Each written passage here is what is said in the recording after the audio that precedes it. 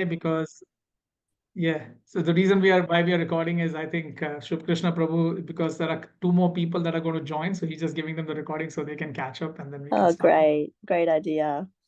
Yep. I'll just share my screen and then we'll first start with the Mangala Charan, then we'll do a little bit of a recap and then we'll kick in.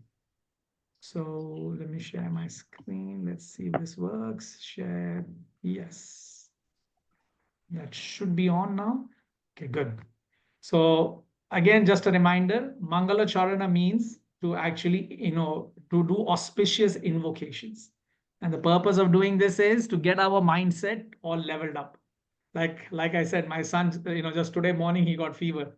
So suddenly I'm like, oh no, I have to deal because I'm the only guardian for my son right now. My wife is in Delhi because there are some marriages. She needs to attend the marriages. Whenever there's a marriage in India, marriage is a big thing. So somebody from the family must represent. So she's representing the family. And so I'm here with my son alone. And suddenly he tells me I have fever, and I'm like, oh God, what do I do? How do I deal with this? And it's for So, days too, everybody right? has different, mindsets. I think, Clarissa, you might have just sent the kids to sleep after a lot of punching and fighting. And Yep. Matthew, you're drenching yourself in the rain and trying to hide yourself to say, Yeah. save you from from the God of thunder and lightning. We all have different mindsets. So again, Mangala Charana, by doing auspicious invocations, at least our spiritual mindset gets level set. And then we can get into Bhagavad Gita, right? So that's the purpose. So start. Om Jnanatimirandhasya Jnananjanashalakaya Chakshurunmilitam Yena Tasmai Shri Guruve Namaha Shri Chaitanya Manobhishtam Stapitam Yena Bhutale Swayam Rupa Kadamahyam Dadati Swapadantikam Vandeham Shri Guru Shri Yuta Padakamalan Shri Gurun Vaishnavamscha Shri Rupam Sagrajatam Sahagana Raghunathanvitam Tam Sujeevam Sadvaitam Savadhutam Parijana Sahitam Krishna Chaitanya Devam Shri Radha Krishna Padan Sahagana Lalita Shri Vishakhanvitamscha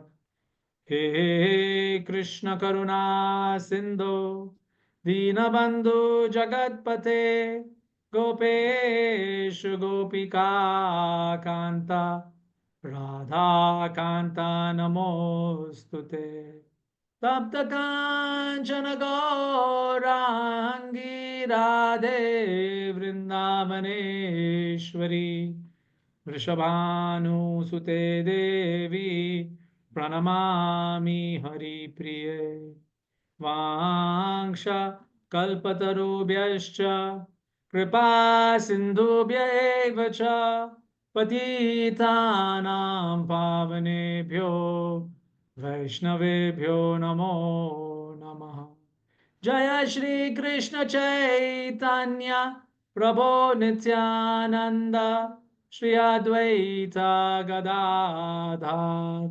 Shivashadi Gaur Bhakta Vrinda Hare Krishna Krishna Krishna Hare Hare Hare Rama Rama Rama Hare Hare Hare Krishna Krishna Krishna Hare Hare Hare Rama Rama Rama Hare Hare Hare Krishna Krishna Krishna Hare Hare Hare Ram Rama Rama Hare Hare Om Namo Bhagavate Vasudevaya Om Namo Bhagavate Vasudevaya Om Namo Bhagavate Vasudevaya Narayanam Namaskritya Naram Chaiva Narottamam Devim Saraswatim Vyasam Tato Jayam Udire Nashtaprayeshu Bhadreshu Nityam Bhagavata Sevayat Bhagavati Uttama Shloke Bhaktir Bhavati Naishtiki Mukam Karoti Vachalam Pangum Langayate Girim Yat Kripatamaham Vande Shri Guru Dinataranam Paramananda Madhavam Shri Chaitanya Ishwaram. Check. So now we have our invocations done. We are all level set mentally. And so now we'll get into Bhagavad Gita. So last time, if you remember, we did setting the scene. So there, we were trying to understand what is Bhagavad Gita. So let me see if this works. Let me share. Yeah, this should work. Give me 1 second. Let me see if this works. Share a whiteboard. How do you share a whiteboard? Oh, give me 1 second. Let me stop sharing and then start sharing again. The whiteboard is down at the bottom. Trying to find it. It's the second button from the right-hand side. Okay. Second button from the right-hand side. So the No, first no. button is more, the ellipsis, and then Yes. the one on the left of the ellipsis Okay. is whiteboard. Share notes. Okay. Who can start sharing when someone else is sharing? Yeah, let's see if this works. But this is saying sharing notes. I want to share whiteboard. What about that?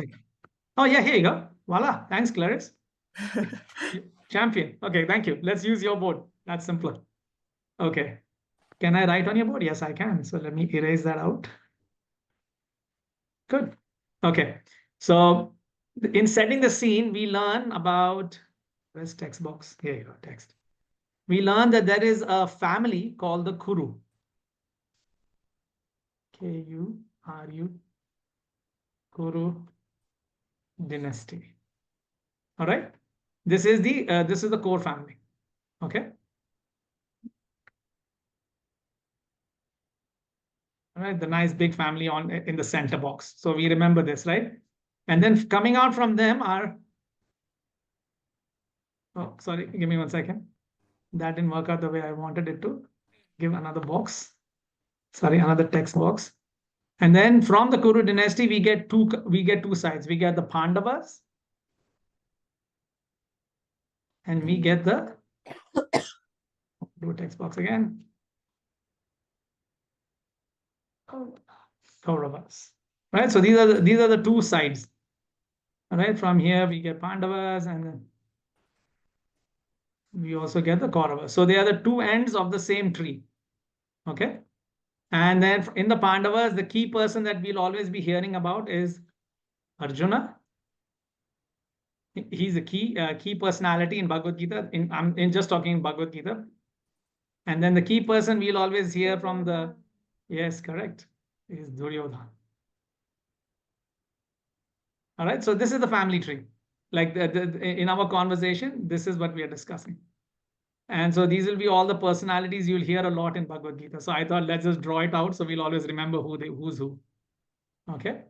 And then with Arjuna, on Arjuna's side is another wonderful personality by the name Krishna. Yes. Sorry, my son is here. So if you're hearing some voice, that's my son's voice. He's got fever, so he's decided not to go to school today and instead be with me. Oops. Yes, here we go. So Krishna is on the side of the Pandavas. He's not part of the family tree. So maybe I'll just color this slightly differently so we know.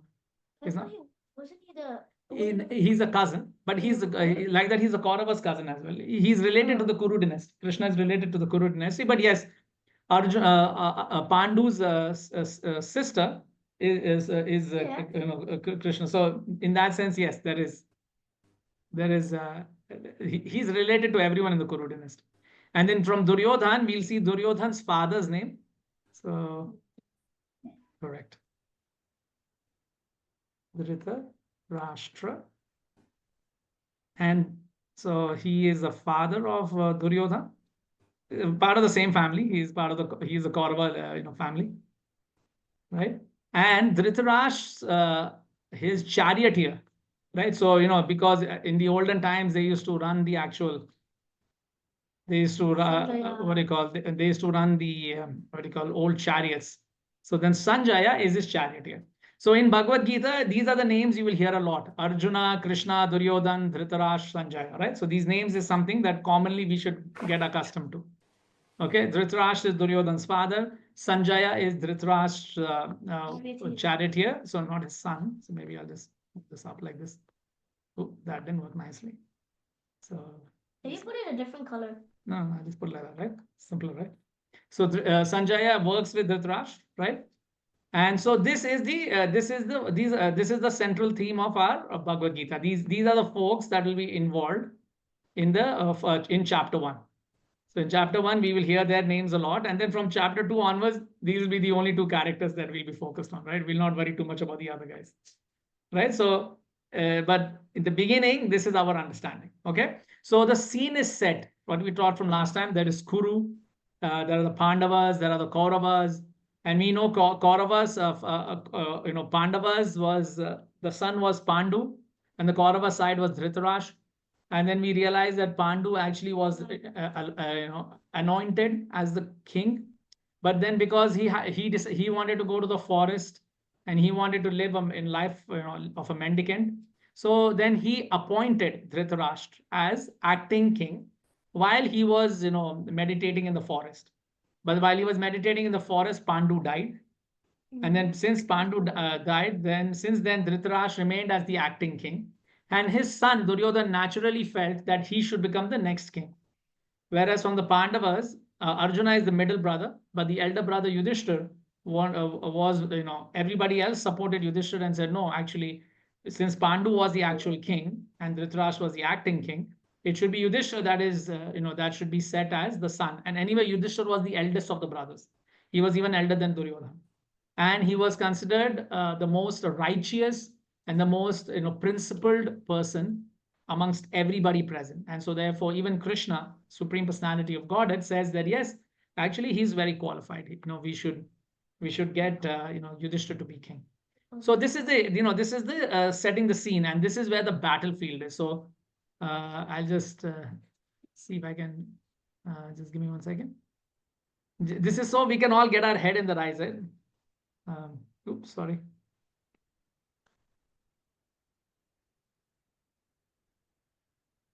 Where's the picture of the battlefield? Yeah. No. Yeah. There's a very beautiful, yeah, you can use this. This is a nice picture. Copy image. Hopefully I can paste. I think you can paste images in whiteboard. Let me confirm. Yes, you can. Yeah, it's too big. I'll make it smaller. But here, you can see that there is a battlefield, right? So we have the Pandavas on one side and we have Kauravas on one side, right? And so it's a massive battle between the two brothers. And like I said, this battle didn't happen suddenly. This happened over the course of more than, I think, 30 years. And then finally, after 30 years of negotiation, when, if you recollect, Duryodhan, the Pandavas said, they asked Duryodhan, okay, you just give us 5 villages. Just give us 5 villages. We will take care, administer the 5 villages, and we will not disturb you. Right? Very simple presentation. But Duryodhan had said a really famous line in Mahabharata that I would not even give you that much land that you could prick a pin through. So you can imagine the edge of a pin. How much land that takes. 1 mm, and he's saying I won't even give you 1 mm land. And so then it was like, okay, that's it. We're getting into war. We're going to fight this out in the battlefield. So this is the battlefield, the Bhagavad Gita, the scene. Okay, so now I hope you all remember where we are. And so now we are going to enter into Bhagavad Gita. So I hope, and I use the word hope, I hope you all got a chance to read the 13 verses. If not, anyway, we will read it today. But the main idea of getting you guys to read it is that you will also have various thoughts in your mind. Remember one thing, I have read Bhagavad Gita more than you, but experience of life, we all have equally. Okay, please understand this. I have read Bhagavad Gita more, but experiencing life, living, you, me, Matthew, the guy next door, the guy outside the room, the guy flying up in the plane, everybody has experienced life. So we all have things we can value out by reading. So that's why I always encourage people to read. Okay. So now this is the scene. So now I will, hey, Clarissa, if I share now, I am hoping that your whiteboard will not wipe out, right? It will stay. Is that correct? I think so. Yeah. Okay. So let's attempt, but I think your whiteboard should stay. But let me share my screen. But I Because hope I it think doesn't. I've done it before, like someone I've done a Zoom before and they drew lots of pictures and then I Okay. was able to retrieve it back. Okay, perfect.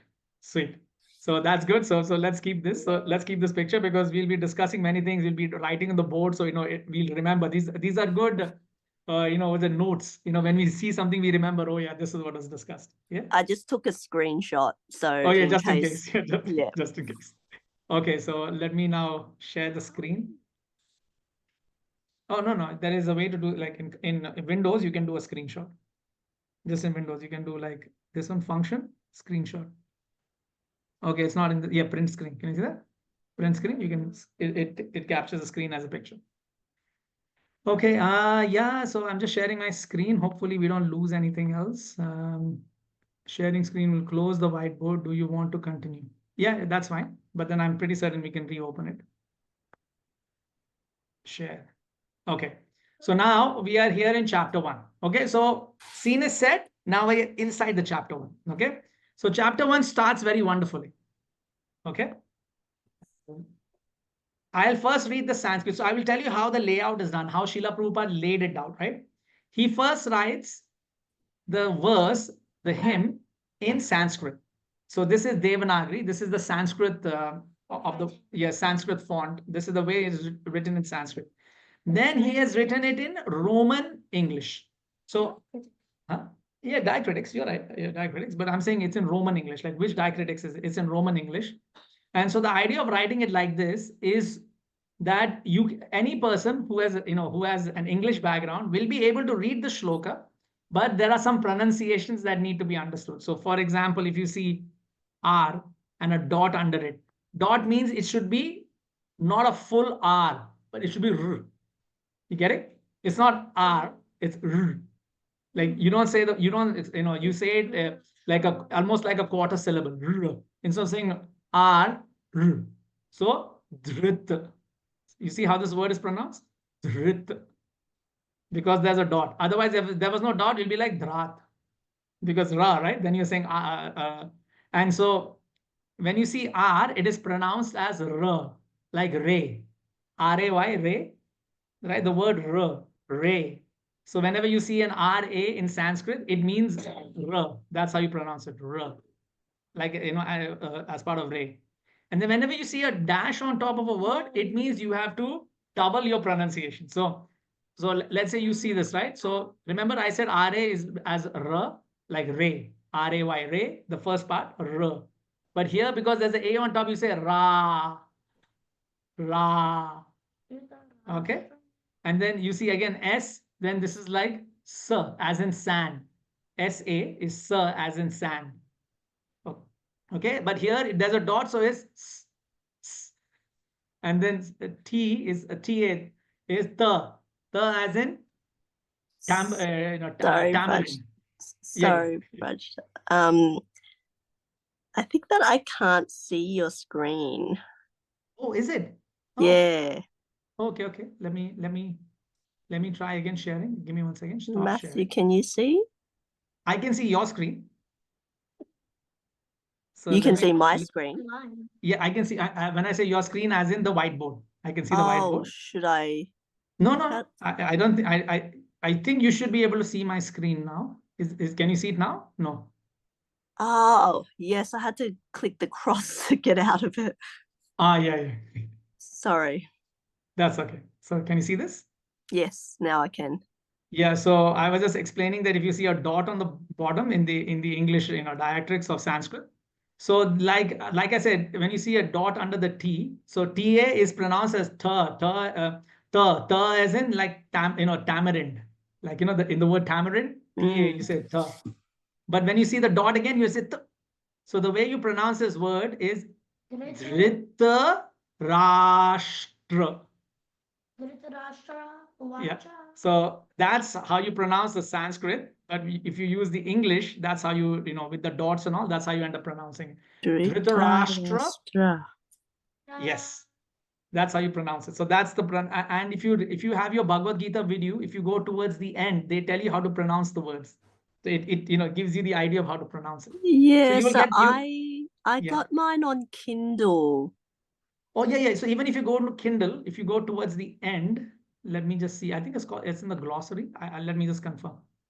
It's been a while since I've gone to that section of Bhagavad Gita because I am so used to pronouncing it. I don't even read that section.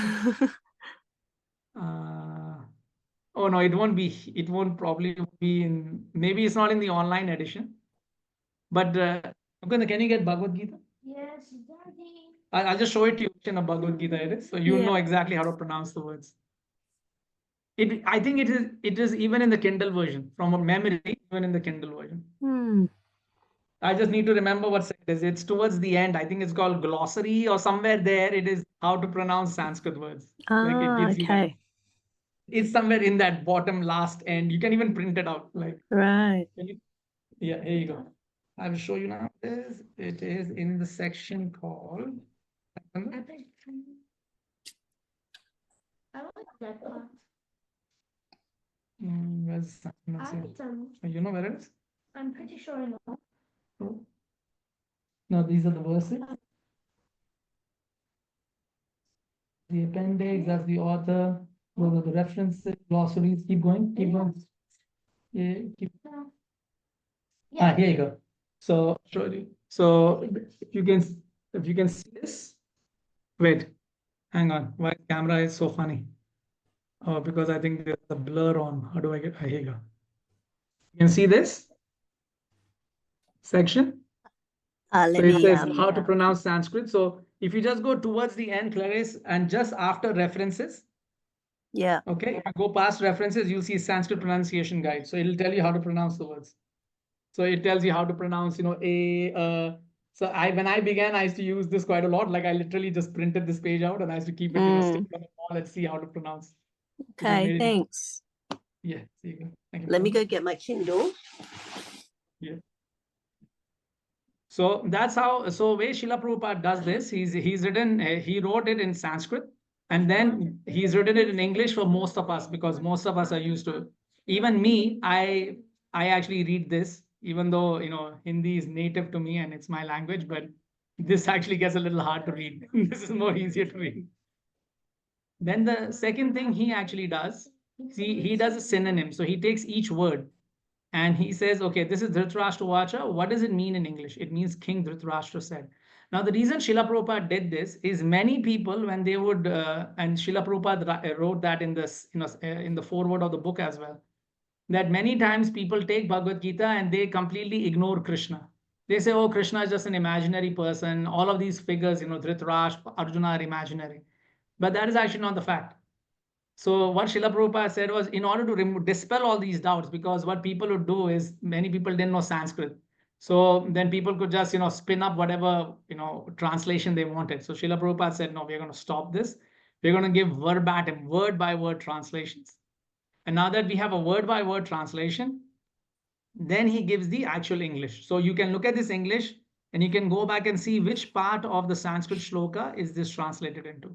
So it gives you a very clean idea of how this is translated. That is why pretty much in most of the scholarly studies of Sanskrit, Srila Prabhupada's books are highly regarded in terms of its translations. Yep. And then what he does is he writes a purport. So now this purport is Srila Prabhupada explaining things to us. Now, why Srila Prabhupada writes a purport? You may think why. Is that sometimes what happens is people try to read verses isolated. Like I'll just read this one verse, like I'll flip through a book and I'll just pick one verse. So by having Srila Prabhupada's purport, he makes sure that that single verse, when you're reading, it has all the information from the verses before and the verses after. Because one should not read a verse in isolation. One should read the entire knowledge in its complete context, right? Otherwise, things may be taken with a different meaning. That here it is said that you should be angry, but then when you look at the whole context, it is said one should be angry in a way that one can advance their spiritual knowledge. So then, you sometimes may miss that second part, that to advance one's spiritual knowledge. If we were to just read one verse isolated and say here it says you can be angry. So I hope that makes sense. So that's why you will notice this pattern, right? This pattern, translation, purport. So one is the pattern in which the book is written, okay? And then the idea here is that there are 700 verses in Bhagavad Gita, and we will try to do chunks of them. So today the master plan is to attempt to read 13 of them. Okay, and then by reading 13, what we will do is we will read translations of all of them, and for purport, I will just tell you some very specific sections to read, so that we can all meditate. We won't read all the purport because it will take too long. So we'll just read specific sections, and the idea is that in your week, the week that you have, you would have read all the purport. And then you may have some your own thoughts, and you may have sometimes a question, and all of these things become more easier. Okay, so that's the master plan. So we'll start with the first verse. So maybe Matthew, you want to read the if you have the willpower, you can try reading the Sanskrit and the translation. Otherwise, just do the translation. It's your call. Yeah.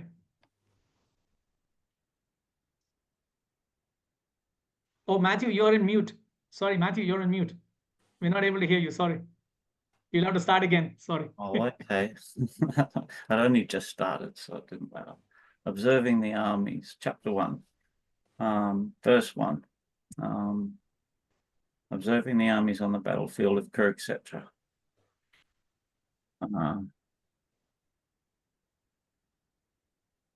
Where's Matthew reading from?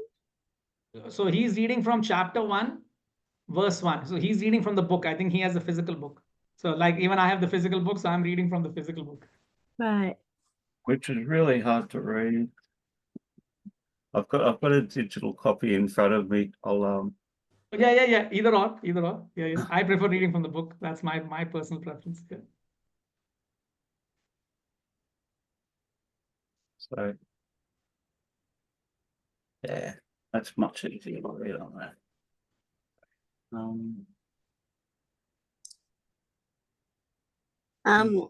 So Dhritarashtra, Uvacha, Dharmasetra, Kurusetra, Samaveta, Yuyatatsava, Mamaka, Pandavas, Kayava, Kim, Akuvata, Sanjaya. Wow, that's really good, Matthew, because that's really impressive. That was well done. Yes. Dhritarashtra, Uvaka. Am I doing that? We're just reading straight through. You can go to translation straight. You can go to the translation straight. Yeah. Dhritarashtra said, O Sanjaya, after my sons and the sons of Pandu assembled in the place of pilgrimage at Kurukshetra, desiring to fight, what did they do? Wow. So we will, in the purport, I would like you to read. Yes, I'd like you to read this portion. The third paragraph. So if you can maybe read this as well, Matthew, this third paragraph, this one, the word. The word Dharmasetra? Yes. A place where the word Dharmasetra, a place where religious rituals are performed, is significant because on the battlefield of Kurukshetra, the Supreme Personality of Godhead was present on the side of Arjuna. Dhritarashtra, the father of Kurus, was highly doubtful about the possibility of his son's ultimate victory.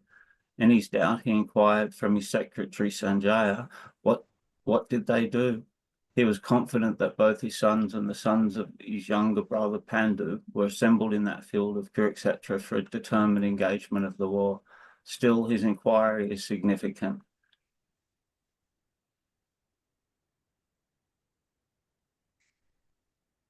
I just accidentally scrolled to a section somewhere else. Sorry. Yeah, he did not. What did they do? Still, he did not want to compromise between the cousins and brothers, and he wanted to be sure of the fate of his sons on the battlefield. Because the battle was arranged to be fought at Kurukshetra, which is mentioned elsewhere in the Vedas as a place of worship, even for the denizens of heaven, Dhritarashtra became very fearful about the influence of the holy place on the outcome of the battle. he knew very well that this would influence Arjuna and the sons of Pandu favorably, because by nature they were all virtuous. Sanjaya was a student of Vyasa, and therefore, by the mercy of Vyasa, Sanjaya was able to envision the battlefield of Kurukshetra, even while he was in the room of Dhritarashtra. And so Dhritarashtra asked him about the situation on the battlefield. Very nice. So here we are seeing the way Bhagavad Gita opens. Is Bhagavad Gita's opening shloka is given to Dhritarashtra, who is considered ill-fated and is considered a fool. But he is given the privilege to open Bhagavad Gita. So that's something interesting for us. Then we'll go to the next verse number 2. Maybe Clarissa, you want to give verse number 2 a shout? Sure. Yeah. From the purport? You can, no, translation. You can read if you want to read the Sanskrit, you can. Otherwise, just read the translation. I'll try. Sanjaya Correct. Uvaka. Yes. So here, whenever you see CA, it is pronounced as ch, as in chai. Like when you say chai, ch, cha-cha. So Yeah, ch, CA. chai, That's how you, yep. so uvacha. Yeah. I love chai. Uvacha. Uvacha. Yeah. Drispa. And then this one is va. V means VA is in va, as in vacuum. Va as in vacuum. Yep. Drispa. Tu. Yes. Handavanikam. Very good. Vayudam. No, this one, because va is correct if it was VA. Since the A is not there, then you just say view. View. Oh, yeah. So because the A is not there, so then because the A is not there, then it's view. Oh, okay. Yeah. Yep. Viewdam. Correct. Duradanas. Yes. Tada. Perfect. Achayam. Yeah. So remember, there's a dash. So acharyam. Yep. Acharyam. Yes. Upasangamya. Yes. Perfect. Raja. Yes. Vachanam. Yes. Abravit. Perfect. You did the last line perfectly. Raja Vachanam Abravit. Very good. Sorry, that must be painful for you. No. I mean, I teach many people, so I'm used to it. So it's just, I want people like slowly your tongue will start moving. Once you have done the guides, once you do the guiding, your tongue will start moving very nicely. Yeah.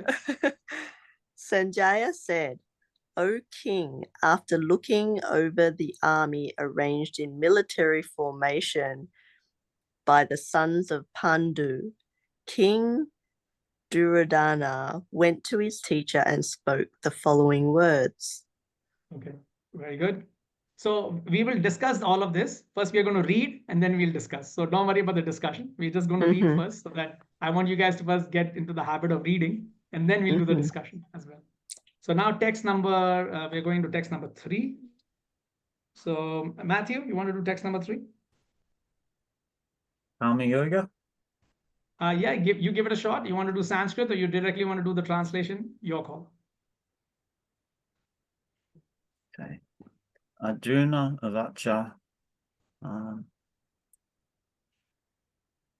Yasa Kamanas Yes. Timachu Vidhir Janudana Kim Kamani Omam. No, you have to do 1.3. Are you doing 1.3, Matthew? I don't know. I think so. So are you reading this one? Like Pashye Tham Pandu Putrana? Is this the one you're reading? Like what's in my screen? Can you see what I have shared? Hang on. I don't know where I am. I'm on a digital clock at the moment. Oh, okay. So if you click on Zoom, if you click back on Zoom, you might see one thing where it says Vinesh share. I'm Or trying to- Vrajanath share. You might see some tabs on the top that says Vrajanath share. Maybe just click on that. It's like an orange looking colored screen Yeah. Yeah, I'm trying to zoom background. in on it. Because I think you're saying verse number, you're in a verse ahead. Oh, okay. Sorry. No, So no, it's perfect. Pashyatam, Pandu, Yes, that's the one. Putranam, okay, Yes, yeah, that's the one. Mahatam, Kamam, Vayadham, Drupada, Patrana, Tavasishyana, Dimata, Dimach. Is it A with a line over it and at? Yeah, so the way you do this is Tava Sishena Dhi, because the I is, there's a dash on top. So Dhi Mata. Dimata. Dhi Mata. Yep. Translation. Okay. O teacher, behold the great army of the sons of Pandu, so expertly arranged by your intelligent disciple, the son of Drupada. Very good. Now we'll go to verse number 4. So Clarissa, that is with you now. You go to verse 4. Atra, Yeah. Sura, Yes. Mahasvasa, Yes. Yes. Very good. Bimarjuna, Yes. Sama Yudi, Yes. Yes. Yuyudano, Yes. Viratas, Yes. Cha, Cha. Very good. Yes. Drupadas, Yep. Cha, Yes. Mahadratha. Yes. Perfect. So I think both Matthew and Clarissa, your tongues are now becoming a bit more smoother in terms of how you're pronouncing. So that's good. And we'll keep improving. Don't worry. We'll keep improving. But at least your tongues are able to flow. See, the main problem is the first time when you see, people see CA, they're just saying, okay, cat. It's just very natural, right? Because that's how, cat. Right? It's very natural. But then you say, no, actually CA is cha. Cha, as in, chai or cha-cha, like that. Yeah. Yeah, so that's it. Once your tongue gets used to it, then you guys will be able, then it's just a question of improving the slow pronunciation, right? How to, this is viratas. Because you see a dot under the T, so it's thus, viratas. Ah, and then you see a Viratas. dash on top of the S, so then this is viratas. Then because it's a sh, so then, you pronounce it differently. So then that is just, now you just improve your tongue, keep improving the tongue. That's it. So the dot on top of the dash on top of the S is pronounced SH? Yeah, so there are 3 S's. So there is sa, sh, and sh.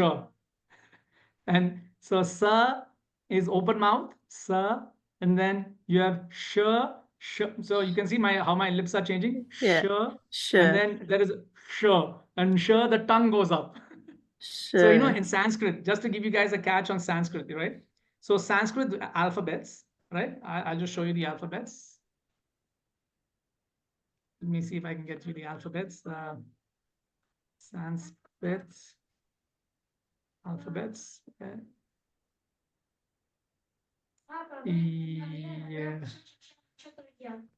Let's see if these are it. Yeah, let me see if I can zoom into this. I hope I can zoom into this. Yes. Yeah, okay. So in Sanskrit, you have your vowels. All right. So these are your vowels up here. So these are your vowels up here. These. So they're called a, I, u, a, I, o, au, anga, ha, ri, ri. Okay. And so the purpose of these is any word you say, the vowel is included. You have to use the vowel to say a word. You cannot say an alphabet without a vowel. If you say an alphabet without the vowel, then it is called a meditative word. You cannot actually physically say the word. You can say it in your mind, but you can't physically say it. To physically say any word in Sanskrit, you have to use a vowel, right? And so then you have here. So if you see here, this first, these are the alphabet. They've not arranged it properly. Yeah. No. It's a ka, cha. He should have arranged it properly. Okay, let me see if I can find another arrangement, a correct arrangement. Okay, here you go. Okay, yeah, this is a good arrangement. So let's use this. Yeah, actually, he has a diagram as well, which is good. So this will show you how to do it. Okay, so I hope you can see my screen now. So the Sanskrit, well, just one second. Just give me 1 second, okay? So now if you see here, these are the vowels. Now these are the actual consonants. So this is the actual alphabets like A, B, C, D, right? These are the actual alphabets. So they call them consonants. And so if you see here, you'll always see like ka is written with the A, because to pronounce any word, you need a vowel attached to it. So A is a vowel. So ka, you need a vowel. You cannot say, you can't say, so you have to use a vowel. So ka. Right now, if it is a big word, then you say ka, or you can say ki, or ki, ku, or ku, kri, kri, like that. And so ke, kai, ko, cow. So the word same ka, depending on how the vowel gets attached to it, it's the tongue pronunciation changes. And the beautiful thing about the Sanskrit, these alphabets, is they move, they move from your guttural all the way to your front. So I'll just show you. So if you all can try, just say the word ka, ka, ka. So the word is Ka. coming from, you can feel if you put your finger on your Adam's apple and say ka, you can feel your Adam's apple moving. Ka. The word is Ka. coming from here, it's guttural. Right? Ka. Now say ch, ch, Ch. ch. So now you see, now it's coming from here, from this part of your mouth, up here. Ch, ch. So you can put your finger on your Adams and you can see, you can't feel the same when you were saying k, h. You could feel it here. Now you say ch, ch. Now you can't feel it here. You can feel it up here. Ka. All right. Then the next is th, th, th, th. Now you're coming here now. So you were here. Now you're coming here. Right. Then you come to dental. Th, th. Your tongue will hit the back of your teeth. Say th, th. You see, your tongue is hitting the back of your teeth. Th, th. Right? And then p, p. Now you cannot say p without moving your lips. P, p, like purpose. P, p. You have to move your lips. So you have gone from here, the words are moving up, coming to the lips, and then finally, what do you call these words? These are like semi vowels and say ya, ra. So now you are moving your mouth much more wider. Ya, ra, la. And so this is how Sanskrit's words are. They're very beautifully positioned. All these words are all guttural. Ka, kha, ga, gha, na. Then these are up here. Cha, cha, ja, ja, na. Nya. Sorry, you're right. Then cerebral. Now you are coming up here. Ta, tha, da, dha, na. So your tongue will be hitting the top of your palate line. Okay, now dental. Your tongues will keep hitting your dental. Ta, tha, da, dha, na. It'll keep hitting the back of your teeth. Then pa, pha, ba, bha, ma. Now these are your lips. Then ya, ra, la, va. And these are remember I was telling you the 3 S's? These are the 3 S's. Sh, sh, sa. So this is depending where your tongue goes, that's how you pronounce it. So if you see the dash on top, then that is sh.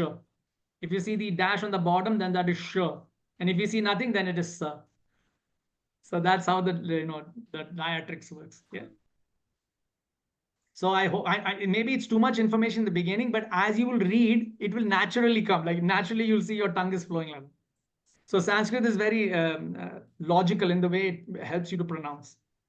And you will notice this even in some languages. I think in Latin you will notice a similar pattern where they go, guttural and then they come forward.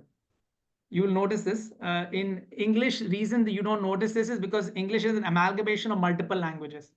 So therefore, the alphabets don't follow the guttural upward format. Like, say A, open mouth.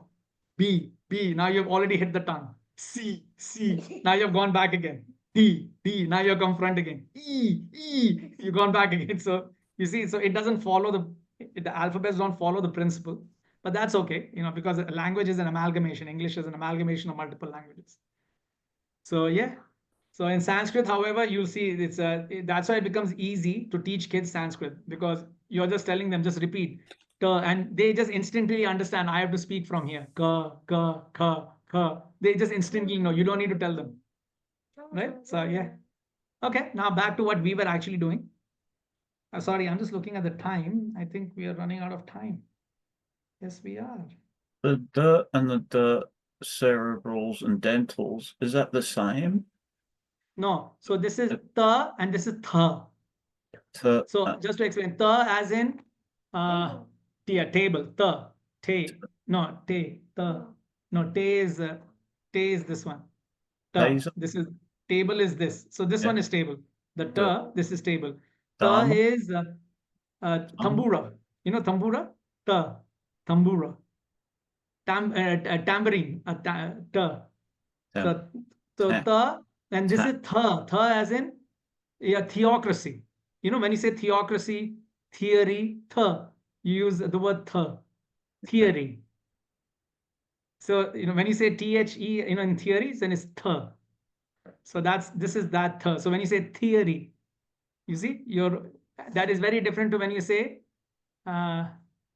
is, let me find a word for Let me just go back to I've forgotten. For the word would be English word that will give you an easy way to pronounce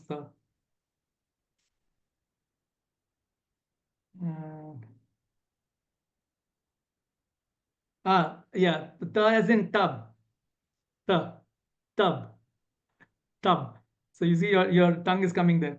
And tha as in like theory. Theory. Yeah. So that's how these two words are different. They pronounce different, but they're all dental. Means the tongue will hit the back of your back of your teeth always. Tha. Yep. Okay, back to I can see the time is already 9 o'clock, but then I think today I just wanted to spend some time so we could get the Sanskrit.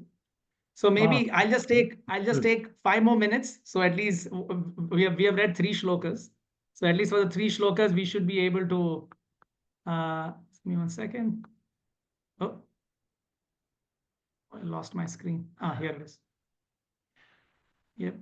Maybe we've done only 3. So we will continue next week with the rest of the shlokas, but we have done 4 verses of Bhagavad Gita, right? We have all pronounced it and we have all read it. Okay. And so the idea of these 4 verses is, where are we at in terms of in Bhagavad Gita? And I'll just go back now. I'll stop sharing and I'll go back to her clipboard. Clarice, can you share your clipboard again? Sure. Not clipboard, sorry. Your The whiteboard, not whiteboard. clipboard. Sorry. I'll put one more picture in it so that you'll get to see how wonderfully Bhagavad Gita is spoken. Sorry, those strokes were me trying to slide the screen to get the gallery view. Okay. Yeah, no, that's all good. All good. Don't worry. I'm just putting this here. So now, first verse begins with this scene. Okay, this person sitting up here, he's Dhritarashtra. Okay, the blind king. And this guy sitting down here, he is Sanjaya, his secretary. Okay. Now, something interesting, when you just see this scene, you'll see a lot of wonderful contradictions, right? And so these contradictions are good to see. So first thing is, he's sitting up top on the throne. Okay. Here you'll see the difference. He is sitting down on the floor. Okay, so you see this difference first. The very first difference you notice. Okay, the king is sitting up and he's sitting down. However, here's the next interesting thing. The next interesting thing is that the king, he's a king of the world. So at that time, Dhritarashtra had pretty much, he was the king of the entire Indian subcontinent. When I say subcontinent, I'm even including the far east places like Indonesia, Philippines. Like in that entire region, he is very widespread, and towards the west side, it was all the way beyond Iraq, like even way beyond Iraq. Like it was huge kingdom. A big chunk of Russia, a big chunk of the Central Asia side, all of that. So he was pretty much practically considered the king of the world. Now this guy, because he was he is now the secretary of the king. Okay, so this guy is a king, and this guy is simply a secretary. So I'll just call him secretary of the world. Okay, because he was his main secretary, so he was the secretary of the world. All right. So you have Dhritarashtra sitting on the throne, king of the world, and then you have our friend Sanjaya sitting on the floor. He's the secretary of the world. Now the next interesting difference you'll notice is that he is blind physically and emotionally and mentally. So he's completely blind. Whereas Sanjaya, he is a seer physically, emotionally, and mentally. Okay. So this is something very interesting for all of us, right? Sometimes you may think, okay, once I have position, once I have something, then I'll be considered extremely intelligent. So let me just move this a bit to the side so I can see this screen here. Okay, here you go. All right. But actually, that is not the case. Here you see in Bhagavad Gita, in the opening of Bhagavad Gita, you notice that Dhritarashtra, the king, okay, he's the one sitting up, but he's the one who's blind. And whereas the guy who's the secretary, he's the one with the actual vision, right? So you immediately notice this difference. And finally, you notice something very interesting. And he is the seminal son of Vyasadeva. So Vyasadeva is the one, he's the guy who wrote Mahabharata.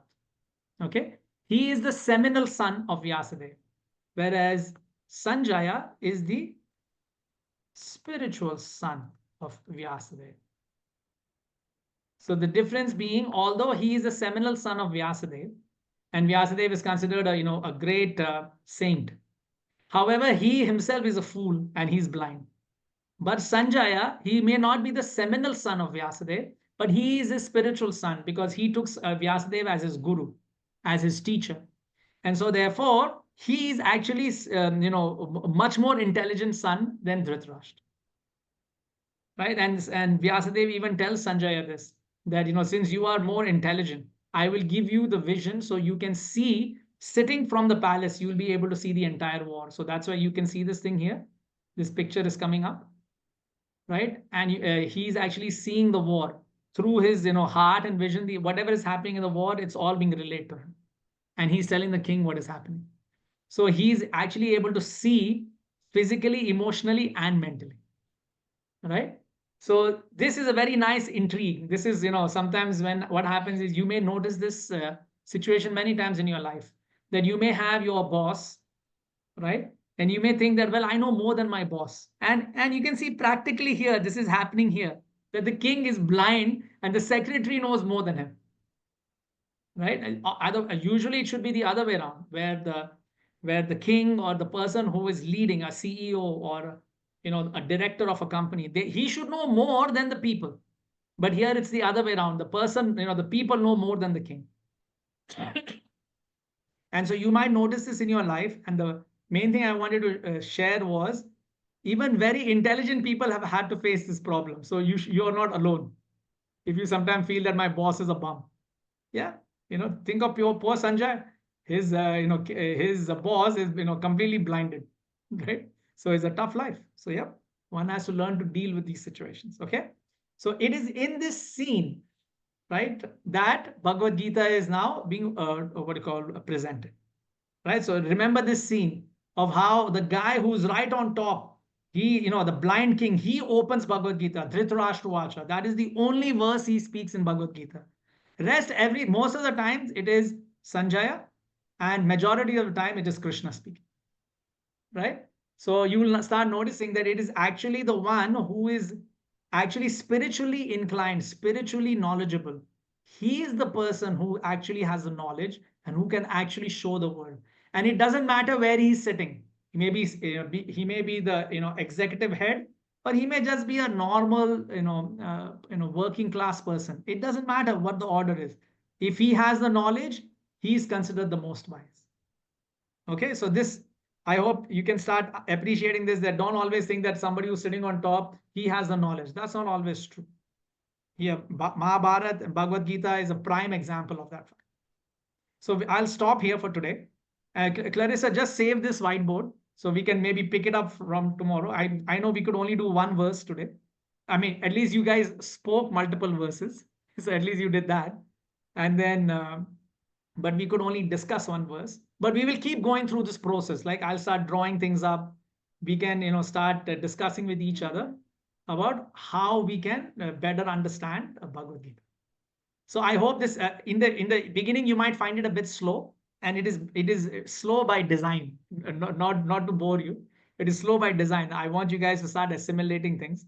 Once you have understood maybe first 2-3 classes, once you get the theme, then we will start running. Okay. So I know it's time, so I will let everybody go to sleep. It's 9:19, so we are 20 minutes over. I try to finish by 9 always. But yeah, from next week, we'll be much more pacier. I mean, more pacier than this week. And then hopefully in 2-3 classes, we all get the feel of it, and then we can run. So yeah, that's it, folks, for today. So thank you all. Hare Krishna, Srila Prabhupada ki jai, Gaur Bhaktarvind ki jai, Nitai Gaur Premanande, Hari Bol. Hare Krishna, everyone. Bye. Hare Krishna.